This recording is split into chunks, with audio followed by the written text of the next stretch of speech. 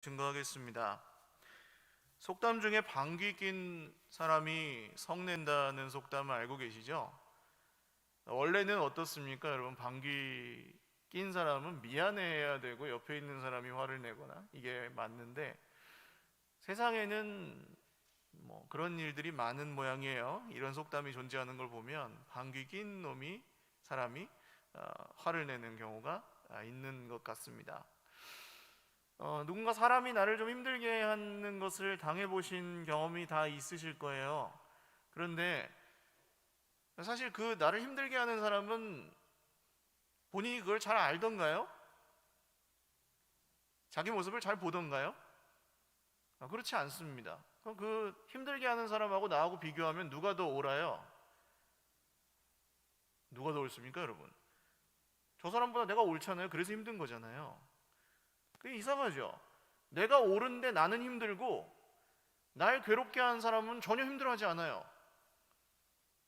이게 우리 인생에 풀리지 않는 모순 중에 하나인 것 같습니다. 그럼 정작 힘들어하고 뉘우쳐야 될 사람은 발 뻗고 편히 자는데 잘못한 게 없는 내가 억울해서 잠을 못 자는 거예요. 요새 TV에 우리 이혼했어요라는 프로가 있습니다. 거기에는 이제 이혼한 부부들이 등장을 하는데, 연예인들 중에서 이혼한 부부들이 등장을 하시는데 거기서도 그렇더라고요. 그러니까 어떤 보통 부부 관계의 문제는 이렇게 그렇게 일방적인 것은 없지만, 어떤 예를 들어서 남편이 잘못을 했을 때 아내가 나오면 남편은 자기가 뭘 잘못했는지를 몰라요. 그리고 아내는 자기가 잘못한 게 없는데도 힘들어해요. 이렇게 이상한 일이 벌어집니다. 근데 거기서 이제 나와서 대화를 하면서 남편이 내가 이러이러한 게 잘못을 했었구나 라는 것을 깨닫고 진심 어린 사과를 하고, 또 그 힘들어했던, 내가 잘못한 게 없지만 힘들어했던 아내는 또 그것을 용서하고, 이런 장면들이 나오더라고요. 우리는 사실 큰 사고나 질병이나 이런 것 때문에 고통을 당하기도 하지만, 우리 인생에 사실 우리가 힘들고 정작 억울하고 정말 화를 금할 수 없을 때, 화를 멈출 수 없을 그런 때는 우리가 너무 옳을 때, 잘못한 게 하나도 없을 때, 그럴 때도 그렇게 화가 날 수 있는 것 같습니다. 오늘 말씀에 나오는 이 요나도 그런 사람 중에 한 명인데요. 요나서 성경은 우리 매일 성경으로 묵상하시는 분들은 1장, 2장, 3장을 어제까지 묵상하셨겠지만, 요나 성경을 모르는 분들을 위해서 이야기를 잠깐 드리면, 하나님께서 니느웨라는 고대 아수르라는 나라가 있었습니다. 아시리아라고 보통 세계사 교과서에 나오는데, 이 나라는 주변 나라들을 막 정복하고 굉장히 핍박하고 그런 아주 힘이 센 나라였습니다. 그 중에는 이스라엘 백성들도 있었어요. 이 아수르가 이스라엘을 괴롭힙니다. 그런데 하나님께서 그 악독함이 너무 심하니까 그 아수르의 수도였던 니느웨라는 성에 심판을 내리시기로 결정하시고 선지자를 보내셨는데, 그 사람이 요나입니다. 선지자는 하나님의 말씀을 대신 전하는 사람이거든요. 근데 요나는 거기로 가기 싫은 거예요. 아니, 저런 나쁜 놈들을 하나님 심판할 하나님께서 심판하신다는 말씀을 전하면 걔네들이 뉘우치고 돌아올 수도 있잖아요. 그게 싫은 거예요. 그래서 하나님이 가라고 하시는 니느웨로 안 가고 다시스라는 곳은 이제 지중해로 보면 지중해 서쪽에 스페인이나 포르투갈이 있죠. 그쪽이 이제 다시스였던 것 같습니다. 그러니까 하나님이 가라고 하시는 정반대 방향으로 배를 타고 도망칩니다. 그런데 갑자기 이제 지중해 바다에 태풍이 막 일어나고 이 배가 뒤집힐 위기에 처합니다. 요나는 자고 있었는데 뱃사람들이 막 요나를 흔들어 깨우면서, 이보시오, 우리 다 배가 뒤집히게 생겼는데 당신이 믿는 신에게 기도라도 좀 해보시오 하고 막 깨워요. 그랬더니 요나가 일어나더니 나는 하나님을 섬기는 사람인데 지금 하나님을 피해서 도망가고 있다. 그래서 이 태풍은 나 때문에 온 것 같다. 그러니까 나를 들어서 바다에 던지면 당신들은 살 것이다. 이렇게 얘기를 합니다. 근데 이 이야기가 얼마나 무서운 얘기냐 하면 요나가 하나님께 순종하여서 니느웨로 가느니 내가 죽겠다, 그런 뜻이거든요. 무서운 말이죠. 내가 말씀에 순종하느니 죽고 말겠다. 사람이 얼마나 이렇게 자기가 옳으면 하나님께 감히 그런 말을 할 수 있을까요? 그 요나가 그런 얘기를 한 겁니다. 그런데 오히려 하나님을 모르는 사람들은, 이 선원들, 뱃사람들은 어떻게든 요나를 살리려고 배를 잘 이렇게 운전해보고 하는데 결국 안 돼서 요나가 말하는 대로 요나를 바다에 붕덩 하고 던집니다. 그런데 하나님은 요나를 죽이기 위해서 말을 안 들으니까 죽이려고, 괴롭히려고 태풍을 보내신 것은 아니었습니다. 그 증거로 요나가 물속에 던져졌을 때 꼼짝없이 죽을 수밖에 없는 요나를 하나님이 큰 물고기를 예비하여 두셨다가 요나를 삼키게 하십니다.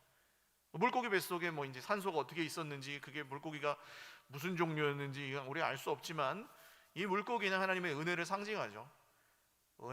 은혜를 받을 만한 요나가 아닌데 하나님이 요나를 살려주십니다. 그래서 요나가 물고기 뱃속에서 하나님께 기도하기 시작해요. 물론 그의 기도는 엊그제 우리 새벽 예배 들으신 분들은 말씀을 들으셨겠지만 그의 기도는 하나님께 막 뉘우치는 기도라기보다는 자기가 그냥 내가 그래도 끝까지 죽어도 잘났지만, 내가 옳지만 하나님 시키는 대로 한번 가보겠습니다, 그 정도 기도를 드려요. 그게 2장 내용이고, 물고기가 3일 후에 요나를 땅에다가 이렇게 토해냅니다. 요나는 하나님이 말씀하신 대로 니느웨라는 성으로 가죠. 니느웨는 아주 큰 성이어서 고대로서는 둘러보는 데만도 한 3일 걸리는 성이었어요. 그런데 요나는 그냥 하루 정도 대충 한 거죠. 정말 하기 싫었던 것 같아요. 하루 정도, 40일이 지나면 니느웨가 멸망합니다, 40일이 지나면 니느웨가 멸망합니다, 이렇게 그냥 하루 정도 정말 하기 싫어서, 니느웨 사람 너무 미워서 그렇게 하루 정도 외쳤습니다. 이 사람들이 돌이키지 않았으면 좋겠다, 다 죽어버렸으면 좋겠다, 이런 생각을 한 것 같아요. 그런데 거기서 기적이 일어나기 시작합니다. 하나님께서 그 경고하신 말씀, 40일이 지나면 니느웨가 무너질 것이다.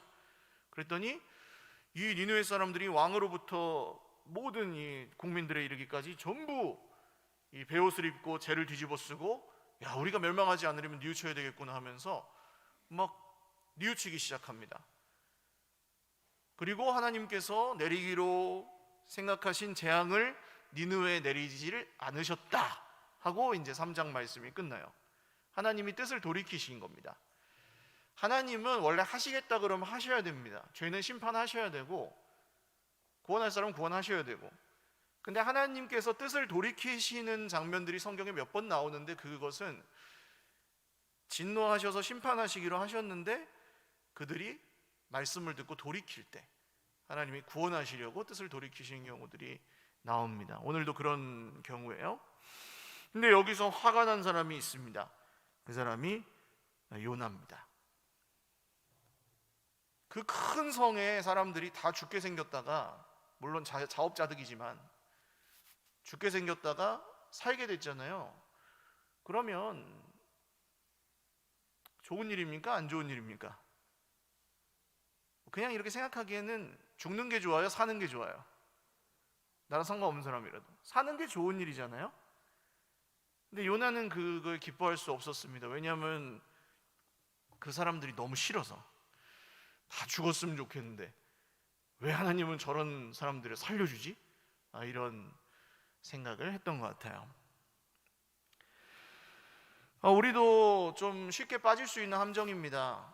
누군가, 어떤 사람들이 우리는 오늘 이렇게 화창한 봄날이지만 밖에 소풍 안 가시고 예배 드리러 오셨잖아요. 하나님 섬기고 봉사하고 예배도 하고 헌금도 하고 기도도 하는데, 하나님 없이 살아가는 저 밖에 사람들이 잘 살면 우리는 때로 좀 이해가 안 가죠. 하나님, 우리가 잘 살게 해주셔야지 왜 저 사람들이 잘 삽니까? 이런 생각을 하실 수도 있고요. 뭔가 좀 나보다 못한 사람이 하나님께서 저 사람한테 뭔가 좀 더 복을 주시는 것 같고, 나한테 잘못한 사람은 발 뻗고 자고 나는 정작 힘들어서 막 고통을 당하고, 그러면 이거 뭐야 불공평하잖아 하면서 힘들어하고 그렇습니다. 하나님의 사랑도 우리가 받고 싶은 대로 받고 싶어하는 게 인간인 것 같아요. 그런 와중에서 이제 하나님의 은혜가 이 요나를 향하고 그 은혜를 우리가 말씀을 통해서 배우는 것은 우리가 이런 모순들을, 이런 어려움들을 어떻게 해결할 수 있는지에 대한 좀 열쇠가 될 것 같습니다. 첫 번째로 은혜는 내가 옳지 않음을 깨닫는 데서 시작이 됩니다. 은혜는 내가 옳지 않음을 깨닫는 데서 시작됩니다. 사실 내가 옳은 사람은 은혜가 필요가 없습니다. 내가 누구한테 용서받을 일도 없고 빌 이유도 없고 사과할 이유도 없죠. 내가 다 잘했으니까. 근데 뭐 계속 말씀드리지만 그 사람이 힘들어요. 그러니까 내가 틀려서 힘든 게 아니라 내가 옳아서 힘든 게 더 많은 것 같아요. 세상에는 억울하고 분노가 자기를 지배하게 되고 원망하게 되고 탓하게 되고, 그러니까 이게 습관이 되죠. 또 나는 잘못한 게 없는데 억울하고 누군가가 이제 잘못한 게 돼야 되는 그런 경우까지 생깁니다. 요나도 오늘 1절을 보시면 매우 싫어하고 성내며 이 분노로 가득 찼습니다. 물론 이 분노는 거짓된 것이었습니다. 공평하지 않았어요. 요나의 분노는 공평하지 않았지만 어쨌든 요나는 그것 때문에 힘들어가지고 매우 싫어하고 분노하며 하나님께 기도를 하는데 하나님께 따집니다. 하나님, 이럴 줄 알았습니다. 하나님이 나를 보내신 게 얘네를 멸망시키려고 한 게 아니라 얘네를 용서해 주려고 보내신 것을 내가 이미 알았습니다. 그래서 안 온다고 했잖아요. 그렇게 막 따지는 거예요. 지금 우리는 선지자가 기도하면 거룩할 거라고 생각하지만 선지자는 솔직하게 기도를 하네요. 오늘 이 요나는 자기가 하나님을 안다고 생각합니다. 주께서는 은혜로우시며 자비로우시며 노하기를 더디하시며 이내가 크시사 뜻을 돌이켜 재앙을 내리지 아니하시는 하나님이신 줄 내가 알았음이니이다. 글자에는 아무 문제가 없죠. 하나님 이런 분이니까. 근데 이 말은 하나님은 참 은혜로우시고 참 자비로우시고 노하기를 더디하시고 그래요 이내가 크셔서 저 니느웨 놈들을 용서해 주시는 겁니다. 뭐 이렇게 약간 비꼬는 의미가 담겨 있죠. 자기는 여기 오기 싫었다는 거예요. 그래서 어차피 살려줄 것을 날 갖고 노셨습니까? 이렇게 생각한 거죠. 하나님은 그런 요나를 사실 사람 같으면 이렇게 방귀 낀 놈이 성내는 사람을 좋게 보지 않는데 하나님은 요나를 포기하지 않으십니다. 요나는 거기서 이제 더 나아가서 이렇게 화가 나면은 여러분 자기가 옳으면은 잘 돼야 되잖아요. 자기가 옳으면은 괜찮아야 되잖아요, 사람이. 근데 내가 너무 옳아가지고 억울하고 그 분노에 사로잡혀 버리면 사람이 자기를 망가뜨리기 시작합니다. 이상하죠, 참 이것도.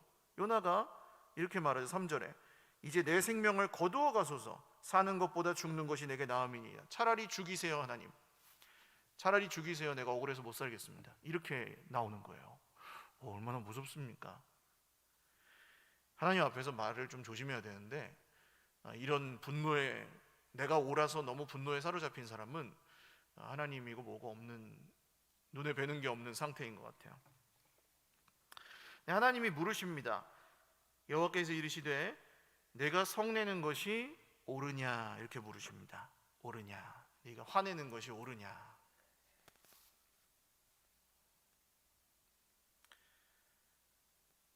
여기에 하나님의 은혜가 있습니다. 하나님 물어보시죠. 요나에게 네가 화를 내고 있구나 요나야. 네가 되게 억울하구나. 네가 힘들었구나. 그런데 지금 네가 화를 내는 것이 옳으냐 정말로? 물어보시는 거예요. 탓하시는 게 아니고 진짜 그런지 물어보시는 거예요. 그러니까 여러분 어떤 이유로 사람 때문에 문제 때문에 혹은 하나님이 나를 좀 이렇게 공평하게 대하지 않으신다고 생각이 들어서 화가 나실 때 그 분노가 우리의 그 억울함이 정말 공평한지 말씀을 통해 돌아보는 것은 아주 좋은 자세입니다. 그러니까 화가 날 때 그 화에 내 마음과 인생을 맡겨버리는 길이 있고, 그 화가 정말 화낼 일인지를 스스로에게 물어보시는 것이 더 지혜로운 길인 것 같아요. 이게 묵상하는 삶입니다.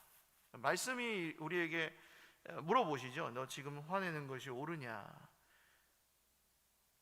옳으면 힘들지 않아야 되는데 힘들단 말이에요. 그리고 거기 어딘가에 이제 모순이 발견이 되죠. 말씀을 통해. 하나님은 그런 길로 지금 요나를 인도하시려고 합니다. 요나는 하나님이 저 니느웨 사람들은 다 죽이고 나만 사랑해 주기를 바라는 사람입니다. 내가 너무 잘하고 저 사람들은 못했는데 왜 저 사람들 사랑해 줍니까? 하나님, 다 죽여야지. 우리가 어떤 갈등이 생길 때, 나보다 못한 사람들이 더 잘 되거나 할 때 이런 마음이 들 수 있죠. 하나님 왜 저 사람들에게 복을 주십니까? 나한테는 그렇게 하지 않으시면서. 불공평하다는 거예요. 자녀들 키워보신 분들은 다 아실 겁니다. 자녀가 이제 몇 명, 형제들이, 남매들이 몇 명이 되면 첫째는 첫째대로 억울한 게 있고, 그렇죠? 엄마는 동생만 이뻐한다고. 둘째는 둘째대로 억울한 게 있고, 나는 옷 한 벌 사준 적이 없다. 언니한테는 다 사주고 오빠한테는 다 해주고. 막내는 막내대로 또 그렇고. 근데 이게 평생의 상처로 남으시는 분들도 있더라고요. 그게 너무 상처받아요. 나는 불공평한 대우를 받았다고, 사랑을 받았다고. 부모님이 주신 것도 있는데 주신 건 잘 기억이 별로 안 나고 안 주신 건 기억이 많이 나고 그래요. 그러면 이게 보세요. 내가 옷을 못 받아가지고 사주지 않아가지고 화가 났으면, 이제 좀 어른이 돼가지고 경제력이 생겼으면 그때 그 옷을 100벌이고 1000벌이고 살 수 있잖아요. 진짜 옷 때문에 화가 난 거면은 풀려야 되는데 안 풀린다는 거예요, 사람이, 마음이. 그러니까 뭔가 이제 속고 있는 거죠, 거기서. 옷이 문제냐? 그때 나한테 이렇게 불공평하게 대한 그 마음이 문제다. 용서하지 않고. 근데 이 화가 나는 이유가 내가 너무 옳기 때문에, 내가 잘못한 거 하나도 없는데 불공평하게 당했기 때문에, 이런 생각들이라는 거죠. 근데 이런 것들이 풀리는 지점이 있습니다. 나한테 잘못한 사람이 나한테 와가지고 빌면은 풀리느냐? 뭐 그럴 수도 있지만 그렇지 않더라고요, 사실. 그럼 내가 불만이었던 게 다 해결이 되면은 풀리느냐? 또 그렇지도 않은 것 같아요. 그럼 모든 사람들이 나한테 옳다고 박수를 쳐주고 인정을 해주면 풀리느냐? 또 그렇지도 않은 것 같아요. 또 다른 무언가가 있고 또 남고 그래요. 그럼 진짜 그것이 회복되는 지점은 어디냐? 하나님의 은혜를 만날 때입니다. 그 은혜는 내가 옳지 않음을 깨닫는 은혜입니다. 아까 제가 말씀드린 그 TV 프로에서 두 사람이 마음이 안 통해요. 그 같이 살다가 헤어지는 일이 보통 일입니까? 서로 다른 방향을 보고 정말 안 맞아요. 벌써 이제 그 오래된 시간이 오래됐는데도 다른 곳을 보고 있다가 이렇게 TV를 잘 보면 마음이 통하고 서로 눈을 마주치고 대화가 약간 통한다, 그런 느낌이 들 때가 있는데, 그게 언제냐면 한 사람이 내가 이런 걸 잘못했구나라고 진심으로 이해하고 사과를 할 때, 그때 이렇게 뭔가 이렇게 탁 통한 느낌이 들더라고요. 그때가 바로 은혜의 순간입니다. 하나님도 우리에게 그런 기회를 주세요. 오늘 요나에게 주시는 기회처럼, 요나야 네가 화내는 것이 옳으니? 라고 물으시는 이게 기회입니다. 내가 살 기회예요. 계속 그렇게 화내고 있으면 나를 망가뜨리고 관계를 더 깨트리고 억울하고 분해가지고 더 제명에 못 사는데, 하나님께서 기회를 주시는 거예요. 요나야 네가 그게 옳으니? 주님 옳지 않군요. 제가 돌이키겠습니다 라고 할 수 있는 기회를 주시는 거예요. 여러분, 하나님께서 말씀을 통해 내가 잘했다고 칭찬해 주실 때, 내가 옳다고 증명해 주실 때보다 하나님의 말씀을 통해 내가 옳지 않음을 깨닫게 해주실 때가 더 은혜인 줄 믿으시기를 바랍니다. 그때가 우리가 살 수 있는 생명의 타이밍인 거예요. 두 번째로, 은혜를 받아야 은혜가 보이기 시작합니다. 은혜를 받아야 은혜가 보이기 시작합니다. 그러니까 많은 분들이 오해하시는 것이, 하나님이 어떤 사람한테는 은혜를 주고 어떤 사람에게는 은혜를 안 준다. 보통 나한테는 잘 안 주고 저 사람한테는 준다, 이렇게 생각하시더라고요. 혹은 누구한테는 좀 더 주고 나한테는 좀 덜 준다, 이렇게 느끼시는 분들도 굉장히 많아요. 그러니까 이제 성장 배경이나 살아온 환경이나 이런 거에 따라서 또 그렇게 느끼시더라고요. 그런데 사실 왜 이런 오해가 생겼을까라고 생각해 보면, 그 은사주의 운동, 그 신앙적인 성격 때문에 그런 것 같아요. 그러니까 기도를 하면 어떤 사람은 응답을 받는 것 같고 그 소원을 이루어주는 것 같고, 어떤 사람은 소원을 안 이루어주는 것 같고, 내가 저 사람보다 새벽기도 더 많이 했는데 왜 나는 이렇게 인생이 잘 안 풀리고, 저 사람은 별로 하지도 않은 것 같은데 잘 기적을 만나고, 이런 걸 보시니까 자꾸 나는 열심히 기도했는데 방언도 안 주고 환상도 안 주면서 저 사람은 방언도 쌀라쌀라 잘하고 있는 것 같고 꿈을 꿨다 그러질 않나, 뭐 하나님이 저 사람만 사랑하네, 이렇게 생각하시는 거예요. 그러니까 눈앞에 있는 것들만 보고 하나님이 나를 사랑하는지 안 사랑하는지를 자꾸 점치려고 그러고, 나만 사랑해 주기를 바라는 그런 욕심이, 하나님이 내가 시키는 대로 나만 사랑해 주기를 바라는 욕심이 사람의 속에 있는 것 같습니다. 성경은 그걸 뭐라고 얘기하냐면 죄라고 얘기합니다. 하나님이 나만 사랑해 주기를 바라는 욕심 때문에 다른 사람은 죽어도 상관이 없는 이런 무자비함, 오늘 요나가 보여주는 이런 모순이 사람의 속에 있는 죄입니다. 그런데 하나님의 은혜는 누군 주고 누군 안 주시는 게 아니고 공평하게 주십니다. 한번 여쭤볼게요. 여러분, 예수님의 피값으로 구원받으셨습니까? 다른 방법으로 혹시 구원받으신 분이 혹시 계시면 손을 들어주십시오. 내가 돈을 좀 더 많이 내서 구원받은 것 같아요. 내가 기도를 좀 더 많이 해서 구원을 받은 것 같아요. 내가 봉사를 좀 더 많이 해서 구원받은 것 같아요 라고 생각하시는 분 손을 들어주십시오. 한 분도 없어요. 모두 아주 공평하게 예수님의 생명값으로 구원을 받았습니다. 할렐루야. 부자나 가난한 사람이나 똑똑한 사람이나 별로 똑똑하지 않은 사람이나 잘생긴 사람이나 잘생기지 않은 사람이나 똑같아요. 다 똑같이 오직 한 분 예수님의 피값으로 구원을 받았어요. 그리고 영생을 선물로 얻었습니다. 영원한 생명을 영원히 살리라. 한 분도 못 받은 분이 없습니다. 여기에. 그게 기독교의 믿음입니다. 공평하신 하나님의 은혜. 근데 이 은혜를 잊어버리고 이 은혜에서 멀어지잖아요. 예수님의 십자가, 예수님의 생명, 구원에서 멀어지기 시작하면 당장 눈앞에 벌어진 일들만 중요하게 여겨지는 거예요. 저 사람 좋은데 나 안 준다. 하나님 불공평하다. 하나님이 불공평하다는 그 말 뒤에는 내가 하나님보다 더 공평하다는 생각이 숨어 있습니다. 은혜를 안 주셔서 못 받는다기보다는 주신 은혜는 거절하고 내가 원하는 방식으로 줘야 받겠다는 인간의 고집이 하나님의 은혜를 보이지 않게 합니다. 하나님은 은혜를 계속해서 주셔요. 요나를 포기하지 않으시는 모습을 여러분 성경에서 보실 겁니다. 그리고 하나님이 나를 버렸다고 생각하시는 분들은 아마 여기까지 오지 않으셨을 겁니다. 벌써 떠나셨죠. 하나님이 우리가 사고를 치든 부족하든 뭐 망언을 하든 엉뚱한 짓을 하든 하나님이 우리를 포기하시던가요? 하나님 우리를 포기하십니까? 그렇지 않습니다. 계속 붙들고 가십니다.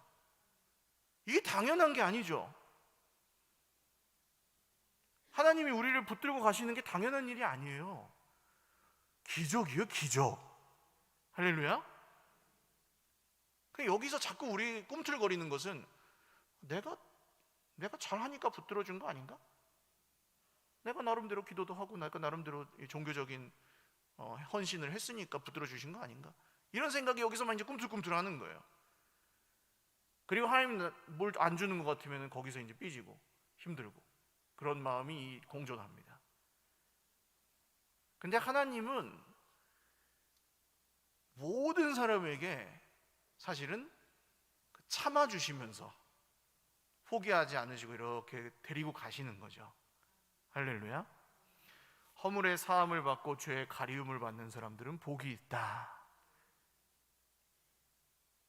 그게 없어진 게 아니라 지나쳐 주시는, 눈 감아 주시는, 덮어 주시는, 그 대신 자기 아들의 생명을 대가로 지불하시는 이 하나님의 은혜가 우리 모두에게 여전히 쏟아지고 있는 줄 믿으시기를 바랍니다. 우리의 형편에 상관없이. 요나에게는 아직 그 은혜가 보이지 않습니다. 하나님이 박넝쿨을, 요나가 이제 화가 났잖아요. 하나님께 삐졌어요. 그래서 팔짱을 딱 끼고 니느웨 성 밖으로 나가가지고 그래, 니네가 하나님의 그 용서를 받고 어떻게 해야 되나 한번 보자 하고 이를 갈면서 니느웨 성을 쳐다보고 있습니다. 그러니까 요나는 지금 어떤 목사님 그렇게 표현하시더라고요. 하나님을 괴롭히기로 결심했다. 요나가 고집을 부리면서 그냥 하나님 한번 그래요? 한번 해보십시오 하고 이렇게 보기 시작한 겁니다. 째려보고 있는 거예요. 근데 하나님께서 그의 머리를 위하여, 요나의 머리를 위하여 6절 그늘이 지게 하셨습니다. 박넝쿨, 이렇게 잎사귀가 넓은 넝쿨을 자라게 하셔서 요나에게 그늘을 주십니다. 여기 그의 괴로움을 면하게 하려 하심이었더라라는 말은 직역하면 이런 뜻입니다. 요나를 악한 데서 빼내려고 하셨다, 꺼내려고 하셨다, 그런 뜻입니다. 그러니까 그가 뜨거운 것을 피하게 해주셨다는 의미도 되지만 요나를 그 죄에서 벗어나게 하려고 하셨다, 그런 뜻이에요. 요나가 6절을 보시면 방금 전까지 안 죽여주세요 막 그랬던 사람이 그 박넝쿨 하나 줬다고 또 막 좋아해요. 크게 기뻐하였더니 이랬다 저랬다 하죠. 본인은 모르지만. 그런데 이제 없었던 게 생긴 거잖아요, 박넝쿨은. 근데 하나님께서 또 벌레를 보내셔가지고 그 박넝쿨을 갉아먹게 하십니다. 박넝쿨이 시들어 죽어버립니다. 그리고 그 다음날 뜨거운 동풍이 불어와서 요나가 뜨거워가지고 이제 고대 근동의 날씨는 낮에는 엄청 덥고 밤에는 엄청 춥고 그렇다고 해요. 뜨거워가지고 또 말합니다. 사는 것보다 죽는 것이 내게 낫습니다. 또 죽여달라는 거예요. 요나가 자기가 죽겠다는 얘기를 몇 번이나 하는지 한번 세보십시오. 요나 성경 읽어보시면서 죽겠다고. 근데 요나가 뭘 잘못해서 죽는 게 아니죠. 요나가 자기가 옳아서 죽습니다. 억울해서. 자, 그랬더니 하나님께서 요나야 또 물어보세요. 여러분 이거 꼭 기억하십시오. 하나님이 우리에게 뭔가 물어보시면 그 질문에 대답하기 전까지 그 질문이 거두어지지 않아요. 하나님 뭔가 말씀하셨으면 그 말씀에 우리가 반응하기 전까지 그 말씀이 그냥 그 자리에 계속 있어요. 요나에게도 똑같아요. 요나야 네 박넝쿨로 인해서 네가 화내는 것이 옳으냐 또 물어보시죠. 네가 화내는 것이 옳으냐. 저는 요나 성경을 통해서 저의 모습을 굉장히 많이 보는데요, 제가 다 잘하고 있다고 철석같이 믿고 있던 시절이 있었습니다. 너무 잘하고 있어가지고 누가 뭐라고 하면은 막 견디지 못하는 거예요. 억울하고 분하고. 그때 제가 이 말씀을 핸드폰에 적어갖고 다녔습니다. 네가 성내는 것이 옳으냐. 제 속에서 그게 해결이 안 돼서 정말 힘든 시간들이었어요. 그때는. 요나가 얼마나 힘들겠어요. 하나님께서 물으십니다. 네가 성내는 것이 옳으냐.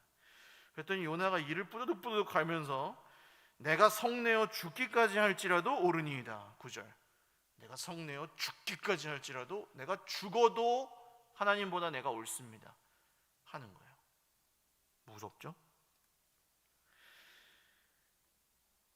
하나님께서 박넝쿨을 자라게 하셨습니다. 요나가 키운 게 아니에요. 하나님이 요나에게 없었던 걸 있게 해주신 거잖아요. 그리고 그 있었던 걸 또 없게 하시기도 합니다. 근데 이 있고 없는 것이 요나가 어떻게 한 게 아무것도 없어요. 그냥 하나님께서 있게 하셨다가 없게 하셨다가. 요나는 하나님 지금 날 갖고 놉니까? 이렇게 생각하죠. 줬다 뺏었다 이게 뭡니까? 근데 하나님은 지금 이걸 통해서 뭘 보여주시려는 걸까요?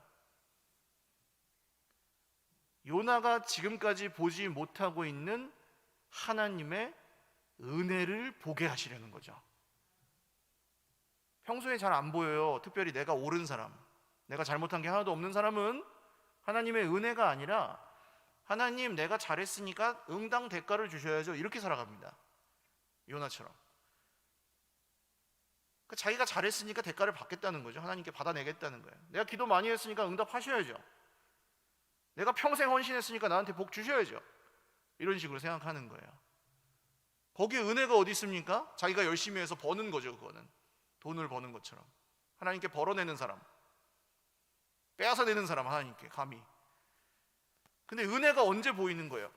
내가 잘하고 못한 것과 상관없이 하나님이 나를 가리워 주셨을 때, 그 모든 고통에서 나를 가리워 주실 때 은혜가 보이는 거죠. 그리고 내 인생에 그 은혜가 희미해졌을 때, 내가 보지 않을 때 내 인생에 고통이 또 찾아와요. 그럼 그 은혜가 정말 소중한 거였구나. 하나님의 은혜밖에는 내가 살 길이 없구나. 이런 보이는 겁니다. 있고 없는 게 문제가 아니라 하나님의 은혜를 받느냐 거절하느냐, 이게 우리에게 굉장히 중요하다는 거예요. 하나님은 모든 사람에게 은혜를 주십니다. 은혜는 누구한테만 더 주고 덜 주는 게 아니고 다 주셨는데, 사람 입장에서 그것을 받는 사람이 있고 거절하는, 여러 이유로 거절하는 사람이 있을 뿐이에요. 근데 어떤 사람에게만 그 은혜가 보여요? 받는 사람에게만. 할렐루야. 여러분, 그래서 은혜를 주시면 자꾸 꼬거나 의심하거나 거절하지 마시고, 하나님이 은혜를 주시면 받으실 수 있기를 주님의 이름으로 축원합니다. 받아들이는 거예요. 받아들이는 거. 하나님이 예수님을 통해서 우리를 구원하신 게 증명이 됩니까? 2000년 전에 누가 카메라로 찍어놓은 것도 아니고 과학적으로 증명이 됩니까? 예수님이라는 분이 하나님의 아들이라는 게? 그냥 말씀에 쓰여 있는 대로 믿는 거잖아요. 우리가 그 사건을 본 누군가의 말을 듣고 그냥 2000년 동안 전해 내려온 이야기를 믿는 거예요. 우리는 이거는 그냥 받아들인 거지 이해가 되고 증명이 돼서 믿는 게 아니라고요. 믿음은 하나님이 우리를 위해 하신 일을, 은혜를 받아들이는 게 믿음입니다. 그래서 그 은혜를 받은 사람들에게는 그 은혜가 보이는 거예요. 여러분, 내 인생 앞에 있는 문제를 보고 고통을 보고 나를 힘들게 하는 사람을 보고 살아가는 게 행복하겠습니까? 아니면 하나님이 우리에게 값없이 주시는 그 은혜를 보고 살아가는 것이 행복하겠습니까? 좋은 편을 선택하십시오. 마지막 세 번째로, 눈물을 아끼지 않고 사람을 아끼는 삶을 통해 은혜가 흘러갑니다. 눈물을 아끼지 않고 사람을 아끼는 삶을 통해 은혜가 흘러갑니다. 결국 요나에게 하나님께서 하나님의 마음을 보여주시는데요. 요나야, 내가 성내어 죽기까지 할지라도 옳으니이다. 그러면 저는 때려쳐 가 그럼 너 이랬을 것 같은데, 하나님은 요나를 포기하지 않으시고, 요나야, 네가 키운 것도 아니고 심은 것도 아니고 그 박넝쿨이 그렇게 소중했구나. 근데 나는 내가 만든 이 사람들, 내가 사랑하는 이 니느웨 백성들, 내가 포기할 수 있겠니? 네가 만들지도 않은 걸 그렇게 사랑했는데 나는 내가 만들었고 내가 낳은 이 사람들을 내가 어떻게 포기할 수가 있겠니? 하나님께서 당신의 마음을 보여주시는 거예요.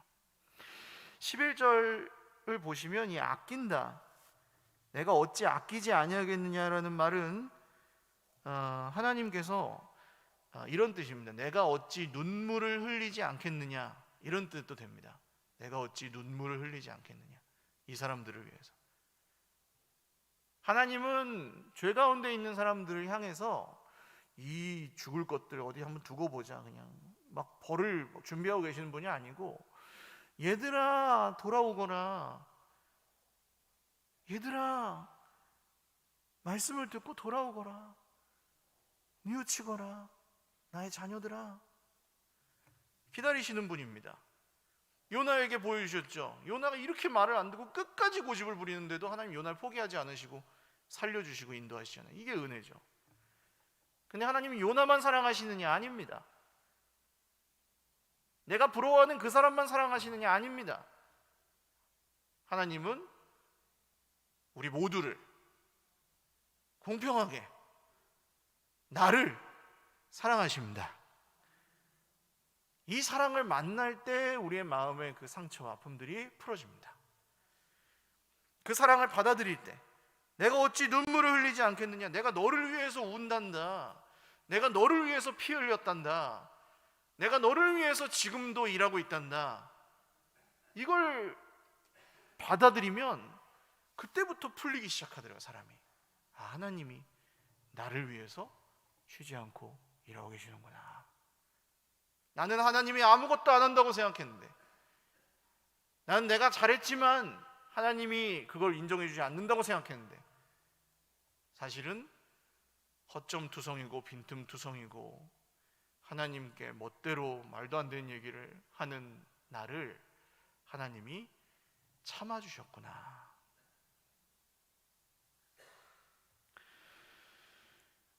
여러분, 울 일이 많죠. 미운 사람도 많고, 억울하게 오해를 받거나, 저 사람이 왜 나한테 나를 째려보지? 이거 이유를 모르겠을 때가 있죠.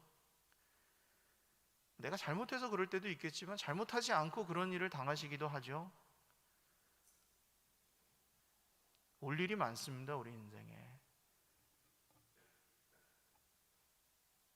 그때 하나님이 우리를 버리시지 않고 하나님이 우리를 위하여 눈물을 흘리신다는 것을 기억하시기를 바랍니다. 전에 한번 말씀드렸죠? 유대인들이 독일 히틀러에게 학살당할 때 가스실로 들어가는 길목에서 어린 딸이 엄마에게 물었습니다. 엄마, 우리가 이렇게 죽게 되는데 하나님 어디 계세요?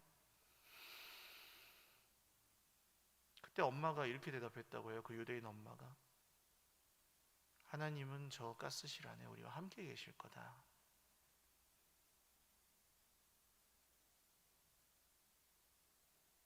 하나님 버리신 게 아니라 그 고통과 눈물의 현장에 우리와 함께 계신다는 거예요. 그리고 끝까지 우리를 포기하지 않으시고 영원한 생명을 주십니다. 그분이 하나님이십니다. 제가 저의 인생에 가장 힘들었던 때를 돌이켜보면 제가 정말 잘하고 있을 때였습니다. 제 기준에서. 더 이상 잘할 수 없다, 나는. 이게 나의 최선이다. 나는 너무 옳고 아무것도 잘못하는 게 없고 그냥 힘들다. 다 전부 남 탓이다. 이렇게 생각할 때 제 인생에 가장 힘들었어요. 그때 제가 핸드폰에다가 네가 성내는 것이 옳으냐를 오죽하면 써갖고 다녔습니다. 화가 너무 많이 나니까 계속. 이상하잖아요. 옳은데 왜 힘드냐고요. 내가 잘못한 게 하나도 없고 잘하고 있는데. 그런데 시간을 지나다 보니 제가 발견한 게 있었습니다. 제가 옳지 않다는 것을 발견하게 됐습니다. 그리고 제 옆에 있는 사람들이 저를 참아주고 있다는 것을 알게 됐습니다. 난 내가 잘해서 받아주는 줄 알았는데 사실은 내가 잘하지 못해도 옆에 있는 사람들이 나를 그냥 견뎌주고 있었구나. 참아주고 있었구나. 그냥 봐주고 있었구나. 그러니까 저는 제가 잘해서 받아들여지고 싶었던 거예요. 하나님께도 사람들에게도 가족들에게도. 근데 그렇지 않고 그냥 그 모습 그대로 저를 받아주더라고요. 저희 아내도 마찬가지고, 심지어는 뭘 모르는 저희 아이들까지도 아빠는 그냥 아빠니까 받아들여주는 거예요. 아빠가 좋아서 잘해서 받아들여주는 게 아니라 그냥 받아들여주더라고요. 이게 저한테 굉장히 충격이었습니다. 왜냐하면 제가 잘해서 받아들여주는 줄 알았으니까. 그 전까지 내가 잘해야 받아들여주는 줄 알았으니까, 하나님도 사람들도. 근데 그렇지 않고 잘하지 못해도 받아들여 주시고, 잘못해도 참아주시고, 뭘 몰라도 기다려주시고, 하나님이 그런 분이시더라고요.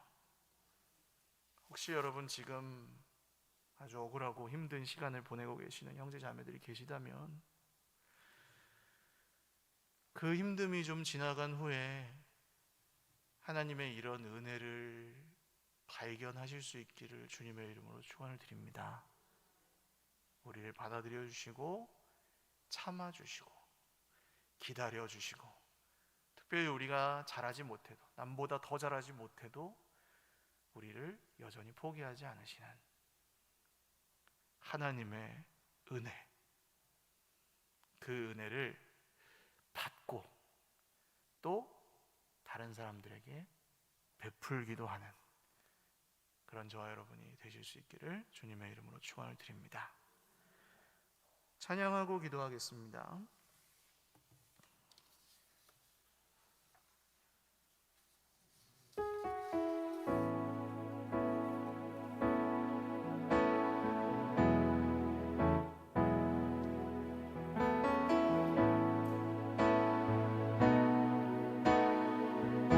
은혜 아니면 살아갈 수가 없네. 은혜 아니면 살아갈 수가 없네. 호흡마저도 다 주의 것이니, 세상 평안과 위로 내게 없어도 예수, 오직 예수뿐이네.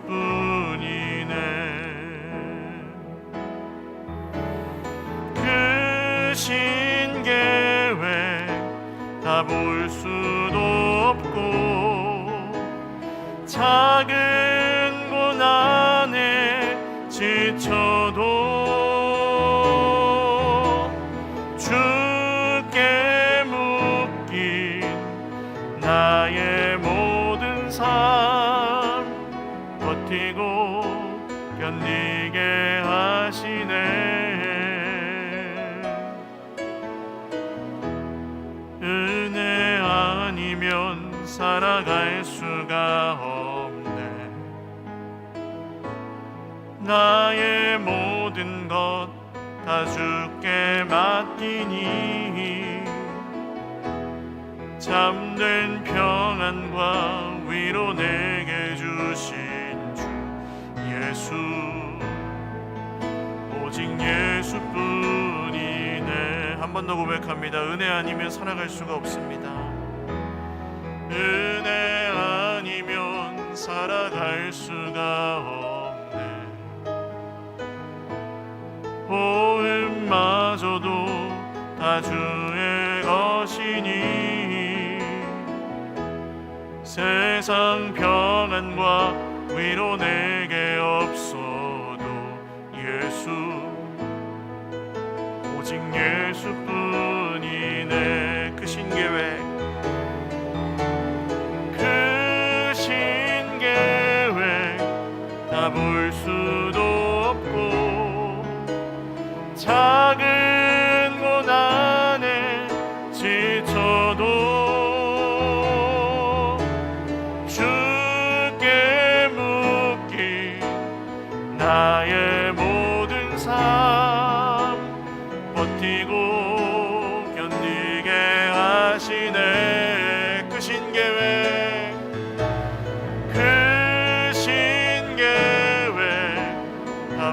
수도 없고 작은 곳 안에 지쳐도 주께 묶인 나의 모든 삶 버티고 견디게 하시네. 은혜 아니면 살아갈 수가 없네. 나의 모든 것 다 주께 맡기니 참된 평안과 위로 내게 주신 주 예수, 오직 예수뿐이네. 기도드리겠습니다. 여러분, 눈물 흘릴 일이 많으시죠? 너무 힘들어서 눈물도 안 나고 속으로 울고 계시는 분들도 많으시죠? 주님이 모르시는 것 같지만 사실 주님은 아십니다. 왜냐하면 주님이 다 당해보셨거든요. 그 수많은 오해와 억울하게 배신하고 하는 그런 것들 주님이 다 당하셨습니다. 그래서 우리를 아시고요. 그때 하나님은 우리를 위로하시기 원하십니다. 그래서 은혜를 보여주시고 은혜를 보게 하시고 내가 은혜가 필요한 사람이라는 것을 알게 하십니다. 주님, 오늘 상한 마음을 끌어안고 눈물을 흘리며 주님의 은혜를 구합니다. 주님의 은혜를 받기 원합니다. 주님의 은혜를 보게 하옵소서. 함께 기도드리겠습니다. 주님, 누가 옳고 그른지 따지는 세상에서 우리는 많이 피곤하게 살아가고 있습니다. 잘못한 게 없어서 힘들 때가 많습니다. 내가 너무 옳아서 고통을 당합니다. 때로는 밤잠을 못 자고 하루 종일 그 생각만 하기도 합니다. 억울함이 없어지지 않고 상처가 낫지 않습니다. 주님, 우리를 긍휼히 여겨주셔서 그 고통 가운데 주님의 은혜를 보게 하여 주십시오. 그 고통 가운데 주님의 은혜를 보게 하여 주십시오. 주님, 우리를 치료하여 주시고 우리를 새롭게 하여 주십시오.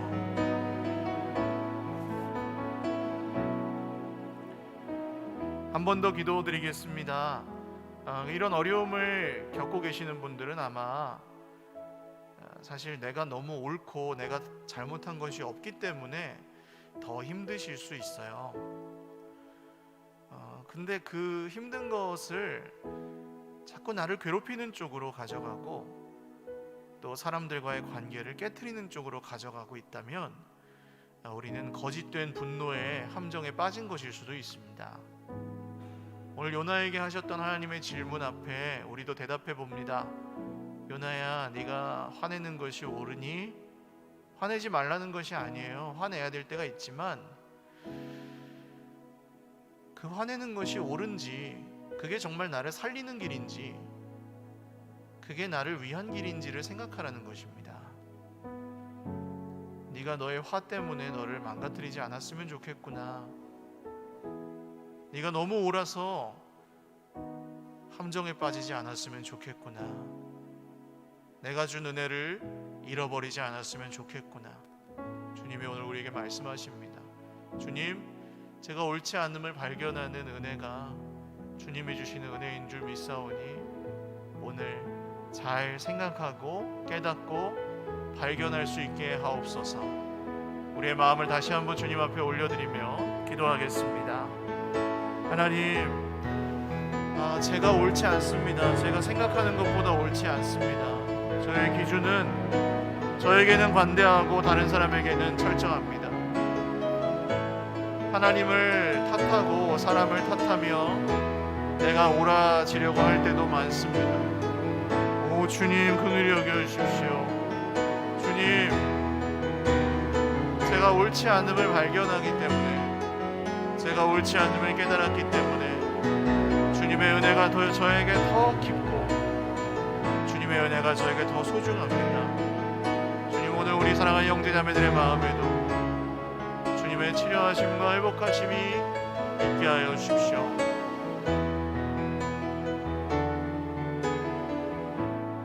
마지막 한 번 더 기도하겠습니다. 여러분, 우리가 울 일이 많지만 눈물이 넘치는 삶에 하나님의 은혜도 넘치게 되어 있습니다.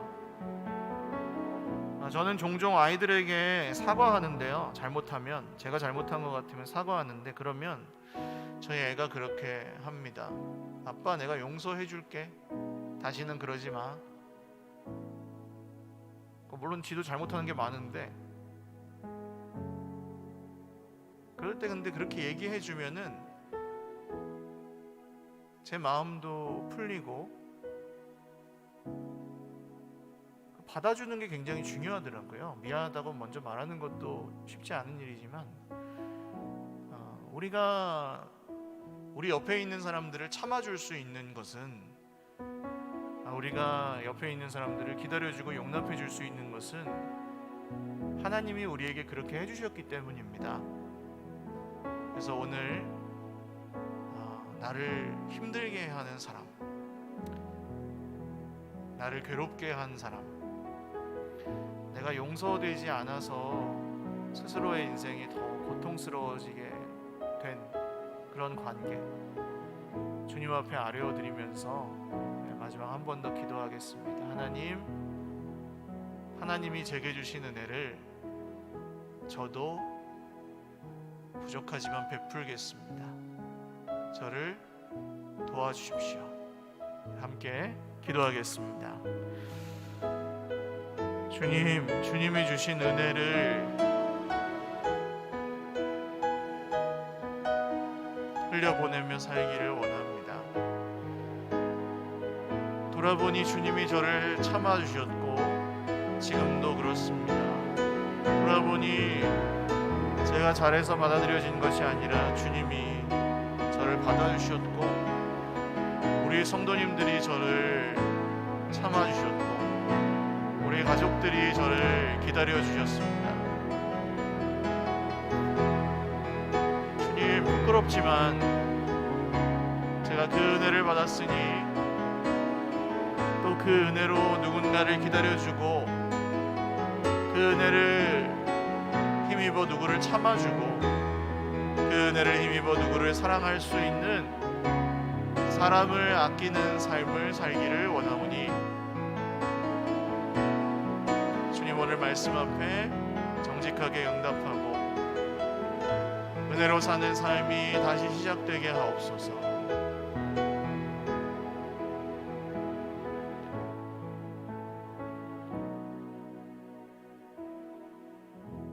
하나님 아버지, 우리를 참아주시고 받아주시고 기다려주시는 은혜를 감사합니다. 그 은혜를 안다고 하면서도 내가 너무 옳아서 하나님께 억울하고 사람들에게도 미워하고 분노할 때가 많았음을 주님, 부끄럽게 생각합니다. 오늘 주님의 말씀 앞에서 우리가 거짓된 분노의 함정에 빠져 스스로를 괴롭게 하고 사람들을 괴롭히는 것에서 벗어나 주님 앞에 눈물을 흘리며 주님의 은혜로 살아가는 새로운 삶을 살기를 원하오니, 주님, 우리를 인도하여 주시옵소서. 주님이 우리를 참아주셨고 우리 옆에 있는 가족들이, 형제들이 또 우리를 참아주었기에 우리가 여기에 있습니다. 내가 옳아서, 내가 억울해서 견딜 수 없었던 이전의 삶은 이제는 끝나고 주님의 은혜로 사는 삶이 시작되었으니, 그 은혜를 가정에서, 교회에서, 일터에서 우리의 주변 사람들에게 흘려보내고 베풀며 사는 넉넉한 마음을 갖게 하옵소서. 감사하옵고 축복하오며 예수님의 이름으로 기도 올리옵나이다. 아멘. 우리 하나님께 영광의 박수 올려드리겠습니다.